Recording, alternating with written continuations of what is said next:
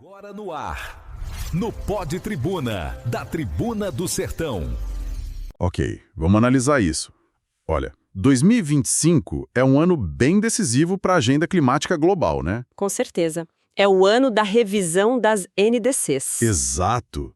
Os países do Acordo de Paris, e o Brasil está nessa, claro, estão revendo suas metas de redução de emissões, as tais NDCs. E a urgência é palpável. A gente vem de 2024, o ano mais quente já registrado. Pois é, batendo aí quase 1,55 graus Celsius acima dos níveis pré-industriais. Perigosíssimo. E os eventos climáticos extremos só se intensificam, né? Fica cada vez mais claro. Sim. E o Brasil, bom, como o 7º maior emissor do mundo, tem um papel, uma responsabilidade gigante nisso tudo. Enorme. Mas sabe, me parece que tem uma perspectiva crucial, fundamental mesmo, que talvez não esteja recebendo atenção devida nessas discussões gerais sobre as metas do país. Estamos com um documento-chave em mãos, a NDC dos Povos Indígenas do Brasil. Ele é datado de 4 de agosto de 2025. NDC dos Povos Indígenas, interessante. E é muito importante frisar, isso aqui não é uma opinião isolada, sabe? É uma articulação coletiva muito robusta. Ah, entendi. Apresenta demandas formais, contribuições concretas dos povos indígenas para as metas climáticas brasileiras. E quem assina? Quem está por trás? Olha, são organizações de muito peso. A APIB, Articulação dos Povos Indígenas do Brasil, Sim, conheço. a COAIAB, da Amazônia Brasileira, a APOIME, do Nordeste, Minas e Espírito Santo, enfim, muitas outras. Representa mesmo um consenso, sabe? Construído a partir da vivência, do conhecimento acumulado dessas comunidades no Brasil inteiro. Certo. Então, a nossa missão hoje é mergulhar fundo nesse documento, né? Exato. Entender os argumentos deles, as propostas específicas que eles trazem. Exato. E a tese central é, assim, muito direta e potente. Qual seria? Que demarcar e proteger as terras indígenas não é só uma questão de direitos, o que já seria fundamental, Claro. mas é também uma política climática. E uma política comprovadamente eficaz, essencial para o Brasil conseguir cumprir suas metas. Entendi. Então, vamos explorar isso, como eles constroem esse argumento, passando pela mitigação, adaptação. Isso. Mitigação, adaptação, transição justa, financiamento, justiça climática, o papel do conhecimento tradicional. E a conexão do clima com outros desafios, tipo biodiversidade, desertificação. Exatamente. A ideia é entender por que, na visão indígena, os territórios e os direitos deles são, assim, a chave para o futuro climático do Brasil. Ótimo. Por onde começamos? Talvez como eles se posicionam no documento? É um bom ponto de partida. Eles se colocam claramente como detentores de direitos, né? Guardiões de conhecimentos ancestrais, parceiros estratégicos e, um ponto muito forte, protagonistas na luta contra a crise climática. Protagonistas. Não só afetados, mas agentes. Exatamente. E destacam um dado interessante. Segundo o último censo, eles são cerca de 0,8% da população brasileira. Uma parcela pequena, né? Pequeno em número, mas o impacto positivo dos modos de vida deles, da gestão territorial que eles praticam, esse impacto é imensamente desproporcional. Positivamente desproporcional. E os números sobre carbono armazenado que eles trazem? Fiquei curioso com isso. São realmente impressionantes, né? O documento menciona que, olha, 58% do estoque de carbono que está acima do solo na bacia amazônica. 58%? Sim, e estamos falando de algo como 42 bilhões de toneladas de carbono. Nossa. E onde está a maior parte disso? Dentro de terras indígenas, as TIs, e em outras áreas protegidas que ficam ali coladas nelas. Isso muda a perspectiva, né? Totalmente. Joga uma luz muito forte na urgência que o documento aponta para fazer os compromissos climáticos do Brasil saírem do papel. É indispensável acelerar a demarcação e, mais, garantir a proteção efetiva dessas áreas. Não basta demarcar no papel. Faz sentido. E isso liga com o perfil de emissões do Brasil que é bem particular, né? Exato. É um ponto crucial que eles levantam. Diferente de muitos países lá do norte global, onde o grosso das emissões vem da queima de combustível fóssil. Aqui, a história é outra. É outra. Aqui no Brasil, mais ou menos 75% das nossas emissões vem do quê? Mudança do uso da terra, principalmente desmatamento, e da agropecuária.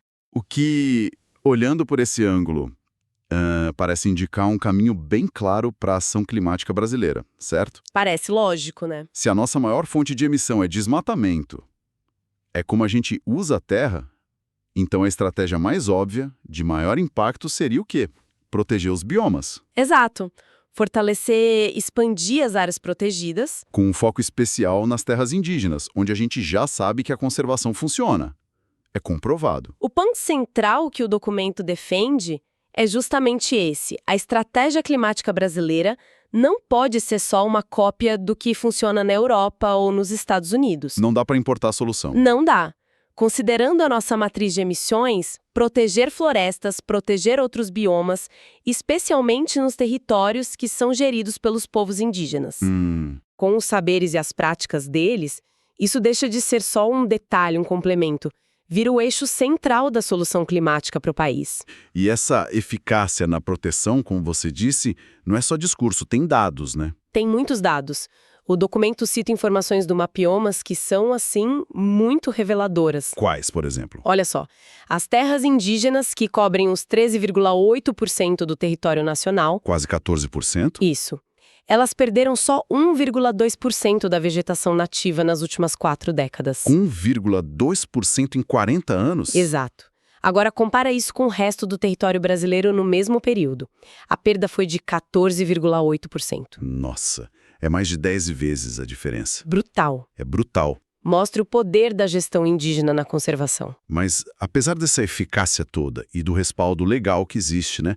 Constituição de 88, artigo 231... Sim, e acordos internacionais, como a Convenção 169 da OIT, que o Brasil assinou. Mesmo com tudo isso, o processo de demarcação ainda é lento, né? É o que eles apontam. Muito lento.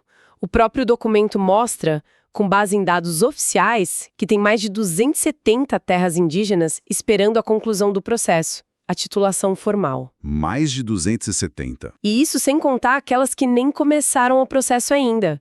É um passivo enorme na demarcação. Um entrave gigante para a ação climática. E aí, se não me engano, eles trazem um gráfico que deixa isso bem visual, né? Sim. A figura 1 do documento. É onde a coisa fica realmente interessante. Mostra uma correlação fortíssima entre o status legal da terra e o nível de preservação. Como assim? Terras indígenas que já estão com o processo completo, homologadas, declaradas ou regularizadas, elas tiveram, na última década, uma taxa média de desmatamento anual 87,5% menor. 87,5% menor do que o quê? Do que áreas privadas ou públicas sem uma destinação específica para conservação. A taxa média nessas terras regularizadas foi de 0,05% ao ano. Fora delas, 0,4%. Uma diferença enorme. Gigantesca. E mesmo aquelas terras que ainda estão nas fases iniciais do processo, em estudo ou já delimitadas, Sim. elas já mostram uma taxa de desmatamento 50% menor que as áreas não protegidas. Uma média de 0,2% ao ano. Já é melhor, mas ainda não é o ideal, imagino. Exato. E aí vem um alerta importante do gráfico. Essas terras em fases iniciais, elas são mais vulneráveis. Faz sentido. Menos segurança jurídica. Isso. Em anos de muita pressão, tipo 2019, 2020, com o avanço de garimpo, grilagem, as taxas de desmatamento nessas áreas em estudo chegaram a subir bastante, se aproximando perigosamente das taxas vistas fora das áreas protegidas. O que reforça a urgência de concluir o processo, né? Para garantir a proteção de fato. Exatamente. Para consolidar essa proteção. E mesmo em esses períodos mais difíceis, como no governo anterior, 2019 e 2022, que teve um aumento geral do desmatamento... Mesmo assim, a resiliência foi notável. As taxas dentro das TIs, mesmo as mais vulneráveis, ainda ficaram abaixo das taxas das áreas desprotegidas. Aí eles introduzem aquele conceito do desmatamento evitado, né? A figura 2. Isso. É uma tentativa de quantificar, de dar uma dimensão para o serviço ambiental gigantesco que os povos indígenas prestam, simplesmente por protegerem seus territórios. É um valor que precisa ser reconhecido. Então, amarrando tudo isso, qual é a conclusão prática? O argumento final dessa parte? O argumento central que permeia o documento todo é: a demarcação de terras indígenas não pode ser vista como uma política isolada. Não é só direitos humanos, não é só questão fundiária. Ela é, e os dados comprovam isso robustamente, uma política de mitigação climática e extremamente eficaz. Uma ferramenta para o clima. Uma ferramenta poderosa e, como tal, precisa ser tratada assim. Precisa ser reconhecida explicitamente, valorizada, integrada e com metas claras, ambiciosas, tanto na NDC brasileira quanto no Plano Clima Nacional. Entendido. Argumento forte, baseado em dados. Vamos então para as demandas concretas. Como eles organizam isso? Eles organizam em eixos temáticos. E vale lembrar, essas demandas não vieram do nada, né? Certo. Foram construídas. Foram construídas coletivamente, com base em pelo menos 4 declarações, documentos importantes que saíram entre 2024 e 2025. Ah, ok. É fruto de muito diálogo, não só entre os povos indígenas aqui do Brasil, mas também com parentes de outras regiões importantes, como a Bacia Amazônica, Bacia do Congo, Indonésia, América Central, e outros povos e comunidades tradicionais também. Uma articulação ampla. Muito ampla. O primeiro eixo que eles detalham é o de mitigação, ou seja, como reduzir as emissões de gases de efeito estufa. E qual a principal demanda aí, a mais chave? A demanda-chave é esse reconhecimento explícito que a gente falou, tanto na NDC quanto no Plano Clima. Demarcação, regularização e proteção de TI são políticas centrais de mitigação. E tem que ter meta quantificável, prazo definido. E eles propõem alguma meta específica? Propõe algo bem concreto, sim, que todas as terras indígenas que já têm a portaria declaratória, que é um passo importante no processo, Sim. sejam homologadas com a etapa final em até 5 anos. E que isso entre como meta oficial no Plano Clima. 5 anos. É ambicioso. É ambicioso, mas reflete a urgência. E pedem também que a consulta livre, prévia e informada, a CLPI. Aquele direito internacional. Isso, que ela seja implementada de verdade, como condição obrigatória e vinculante para qualquer projeto que afete os territórios deles. E garantindo o direito de dizer não. O direito ao veto. Isso é fundamental. Faz todo sentido. Mitigação é frear o desmatamento futuro. Mas e a adaptação? Como lidar com o clima que já está mudando? Para a adaptação, o foco deles é fortalecer os instrumentos que eles mesmos já vêm construindo, sabe? Como assim? A proposta central é implementar de forma plena a PNGA-TI. A Política Nacional de Gestão Territorial e Ambiental de Terras Indígenas. Essa mesma. E os planos que derivam dela, os PGTAs, os Planos de Gestão Territorial e Ambiental. Que são elaborados pelas próprias comunidades, né? Exatamente. Eles querem que esses planos sejam reconhecidos e financiados como os principais instrumentos de adaptação climática para as TIs e que isso esteja ligado ao Plano Clima Nacional. Entendi. Fortalecer o que já existe e funciona. Isso. E outro ponto importante na adaptação inclui indicadores lá no Objetivo Global de Adaptação da ONU, o GGA, para monitorar a segurança dos defensores de direitos humanos e ambientais. Porque eles estão na linha de frente e sofrem muitas ameaças, né? Muitas. É uma questão de justiça climática também. Falando em justiça e a transição justa, é um termo que a gente ouve bastante. Qual a visão deles? A visão indígena de transição justa é muito clara. Ela só acontece com respeito total aos direitos e territórios deles. Ponto. Sem concessões. Nenhuma. Eles demandam que o Programa de Trabalho sobre Transição Justa da Convenção do Clima, o JTWP, incorpore essa visão. E na prática, o que isso significa? Significa, por exemplo, eliminar gradualmente os combustíveis fósseis, começando pelas áreas mais sensíveis, como perto ou dentro das TIs, Certo. e proibir explicitamente atividades como mineração ou grandes plantações para agrocombustíveis dentro dos territórios indígenas. A transição energética não pode ser desculpa para novas violações. Entendi. Chegamos num ponto sempre sensível. Financiamento climático. O dinheiro. Quais são as exigências aí? Esse é um ponto nevrálgico, né? A demanda central é bem direta. Acesso direto aos recursos climáticos. Direto. Sim, direto, desburocratizado e adaptado à realidade indígena. Eles propõem uma meta bem ambiciosa, Qual? que pelo menos 40% dos recursos climáticos, internacionais e nacionais, sejam diretamente para organizações, fundos e mecanismos que sejam geridos pelos próprios povos indígenas.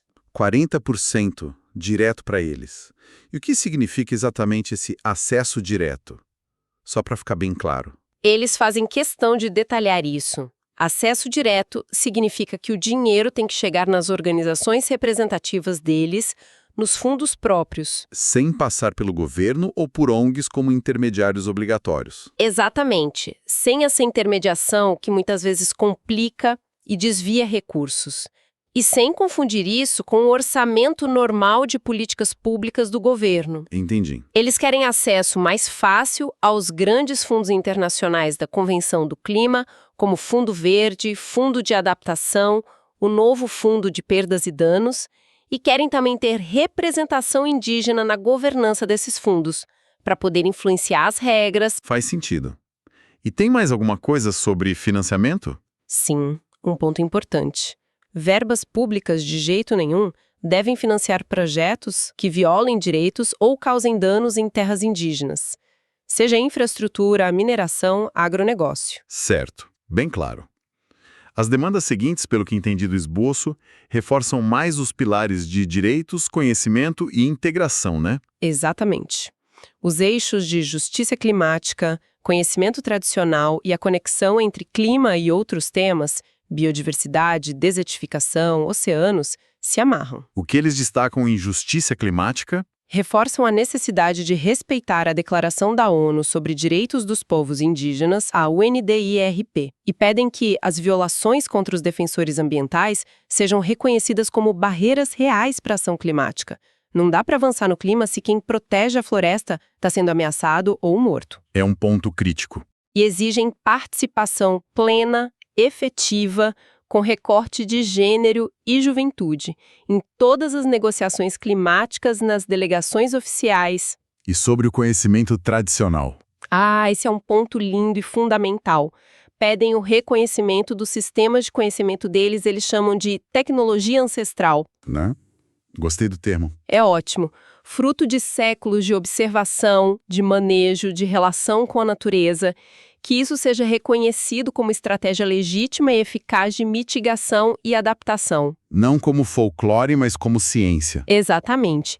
E isso inclui proteger esse conhecimento contra a apropriação indevida, respeitando os direitos coletivos de propriedade intelectual. Certo. E reconhecer que a perda desses saberes quando um ancião morre, por exemplo, é uma perda não econômica real que deveria ser considerada nos mecanismos de perdas e danos. Interessante essa conexão. Querem também investimento na formação de especialistas indígenas no tema climático e que a informação científica sobre o clima chegue de forma acessível, culturalmente relevante para as comunidades.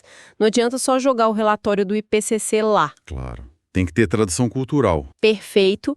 E, por fim, a conexão entre as agendas ambientais. Que é algo que se fala muito, né? A sinergia entre as convenções. Sim, eles apontam a urgência de integrar as ações. Clima, biodiversidade, aí mencionam o Acordo de Kunming-Montreal, KMGBF, desertificação.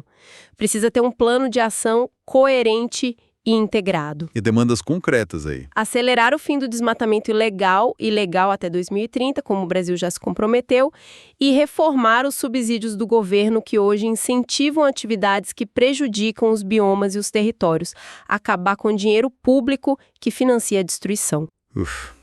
Bastante coisa, mas acho que conseguimos passar pelos pontos principais. Recapitulando a mensagem central que fica para mim. Qual seria? Demarcação e proteção territorial indígena é ação climática. Ponto. Para o Brasil, é talvez a ação mais eficaz que a gente pode tomar. Exato. O documento não coloca os povos indígenas como coitadinhos, nem só como aliados ou beneficiários passivos. Não. Eles se colocam como protagonistas essenciais. Os territórios deles funcionam como barreiras. Barreiras vitais contra o colapso climático que está batendo na porta. E a conclusão do documento é bem direta nesse sentido, né? É muito forte. Argumenta que as políticas climáticas atuais, do jeito que estão, são insuficientes. E que a COP30, que vai ser aqui no Brasil, em Belém, Sim, um momento simbólico. é um ponto de inflexão crítico. Ou o Brasil e o mundo colocam de vez os povos e territórios indígenas no centro das decisões e ações climáticas, ou, nas palavras duras do documento, a conferência corre o risco de ser lembrada como cúmplice do colapso. Pesado, mas direto. E eles deixam bem claras as exigências mais urgentes na conclusão, né?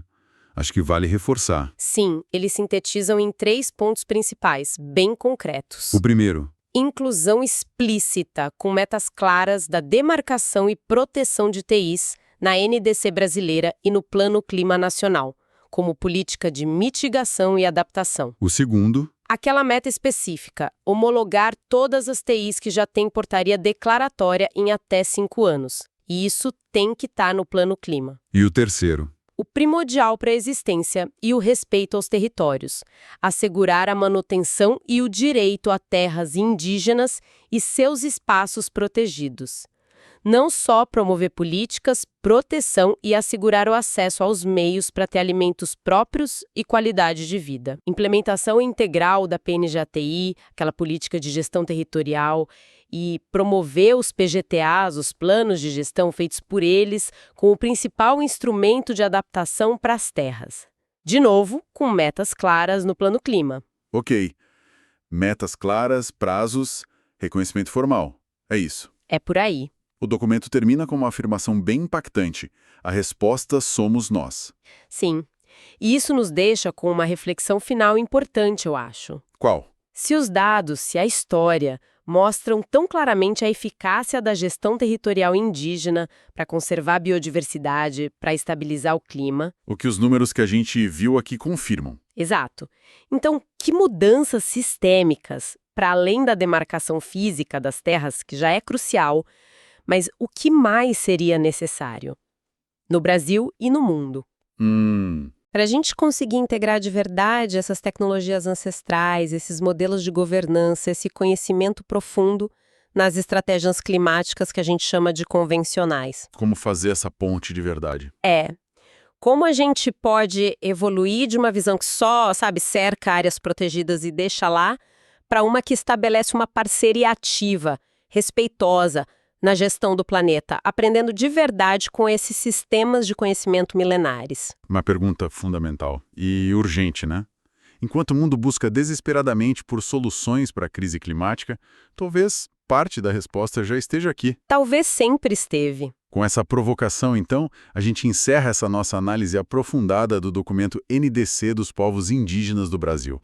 No Pod Tribuna você confere os comentários mais quentes do dia, com bastidores, análises afiadas e o que realmente importa na política, nas ruas e nos corredores do poder.